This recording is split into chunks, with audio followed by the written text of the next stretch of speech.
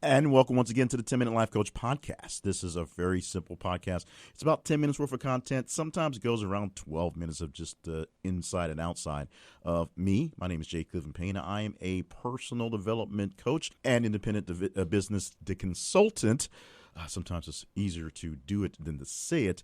And I work very hard to try to give you in this podcast a very simple life lesson, something that can be taught and at least explained in about 10 minutes, something that you can take with you as soon as you're done listening and go apply something to your life, whether it's your business life or whether it's your personal life. And sometimes I give you messages that are just so great to you that you realize you're already doing it. That's why it's so great, is because you're already in that message. Or maybe it's not so great because it's like, okay, I already got that down. That's great because it's reinforcing that the things you're doing, whether they are working to a T or just not quite working out as well as planned, they are fairly sound, very good plans. If you have any information or any questions about the information we give here on the podcast, check out his website, 10minutelifecoach.com, or email me directly at info@jcliffandpayne.net. Now, today, we're going to go into something that may tick off a couple people because it's going to call you out on what you're calling your standards. It's literally saying that maybe what you're calling a standard, maybe the standing you're putting on something, maybe the level of contentment you have towards things or people or processes is really bad information in your head and not really a good standard at all. Now, why would I call anyone out on standards? I am working in personal and professional development after all, and so it is about raising up standards or finding standards that are there and meeting those standards, and that's what things are about, right? It's about seeing yourself in a bad light and putting yourself in a better light and making your way to that light, making your way to that step, making your way to that new level and raising up your standard, maybe your literal standard of living from the money you're making at home or the standard of living, what you're living through in your lifestyle. Now, maybe that is the case, and maybe I shouldn't be complaining about that and calling people on their standards.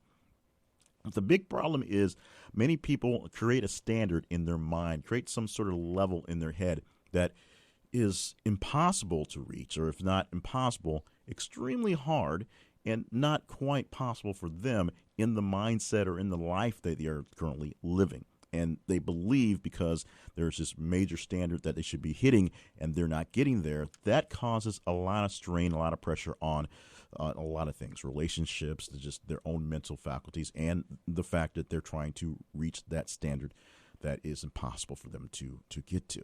Now, how do you set a standard that works for you?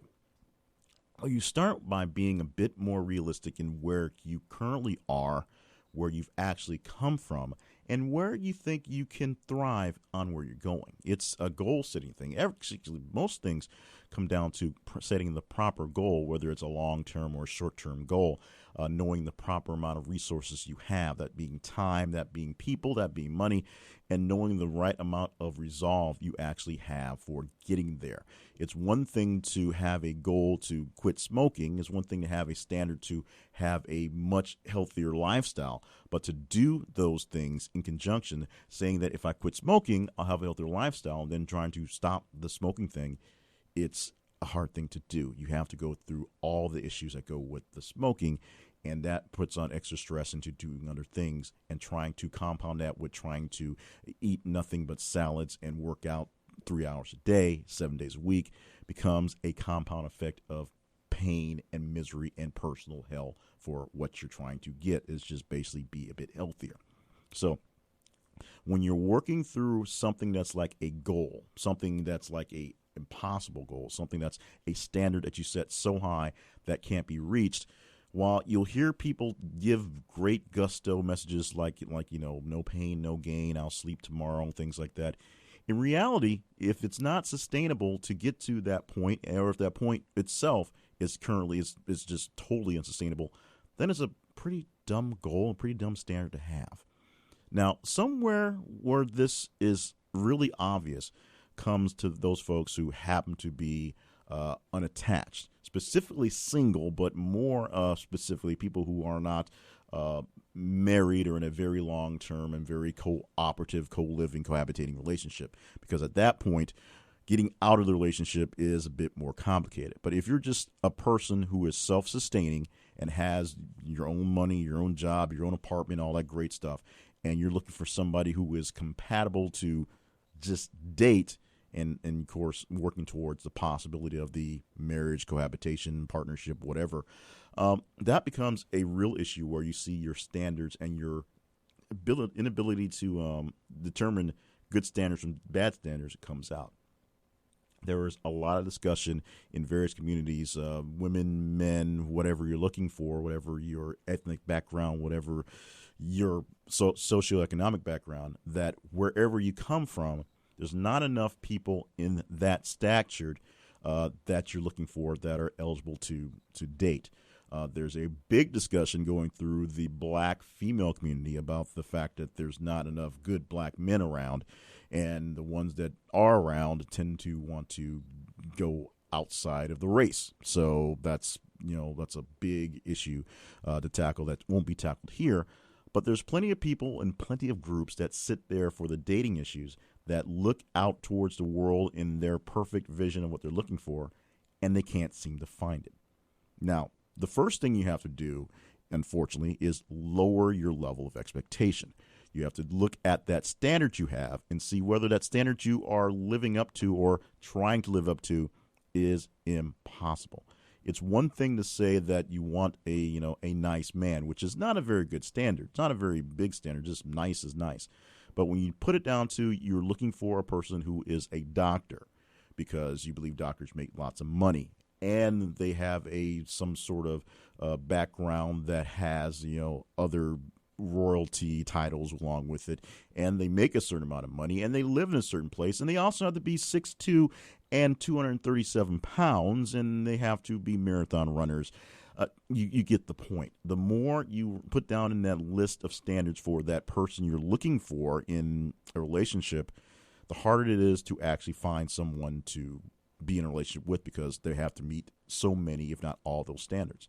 Same things happen for a business type relationship.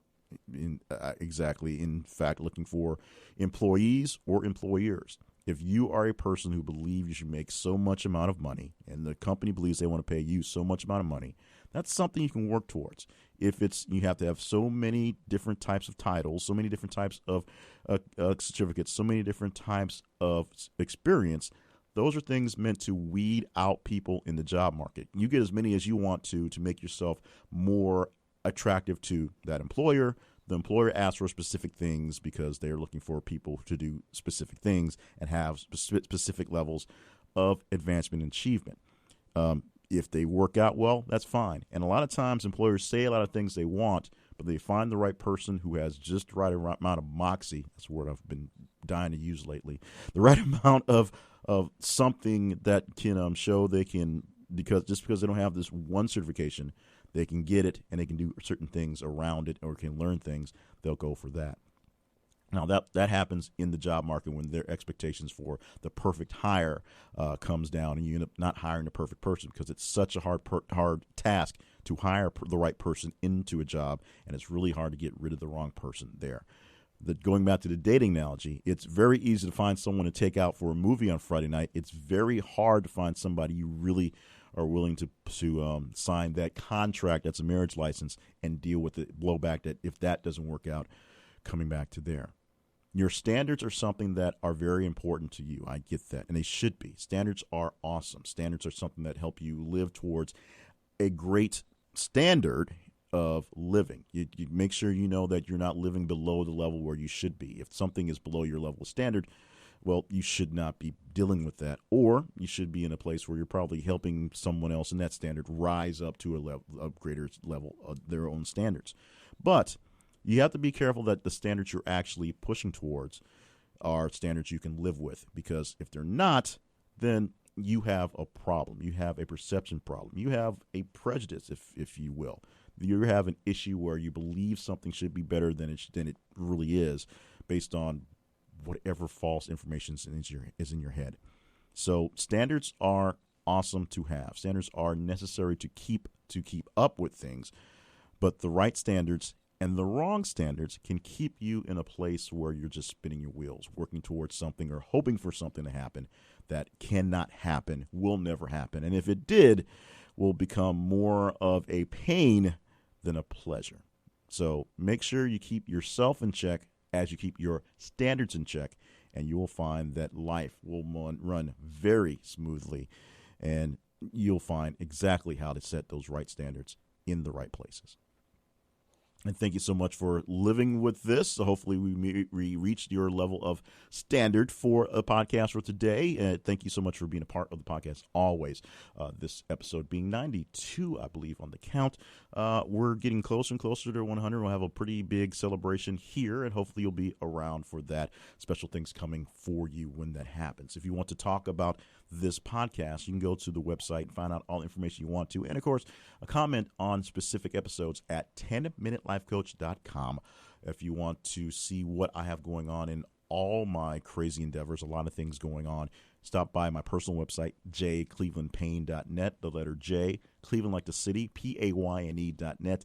And you can email me at info@jclevelandpayne.net or jclevelandpayne.gmail.com. The Gmail address is bit spammy, actually a lot spammy, but that gets checked honestly about 4 or 5 times a day throughout the day. The other one gets checked once or twice as I'm checking it on Business Matters. So if you really feel an urgent need to get to me, send it to the other one, and I will sift through and I will find it and respond. In the meantime, I am glad to have you along for the ride. It's been a very bumpy, very crazy, very life-changing experience making this podcast work, and standards have gone up and gone down, and I've learned a lot in my process on how to maintain things at a fairly consistent standard level of good as opposed to a inconsistent standard level of excellence that can't be matched. And hopefully we are maintaining that for you as well. Give us some comments. Let us know what's going on. And make sure you don't miss an episode by subscribing to it. If you go to the website, you'll find many places you can subscribe to. If there's someplace you'd like to hear it that we're not there, send us a message. We'll try to get on that platform as quickly as possible. In the meantime, thank you so much for joining us for another hopefully quick jaunt to personal development and professional development. Back again next week with another edition of the 10-Minute Life Coach.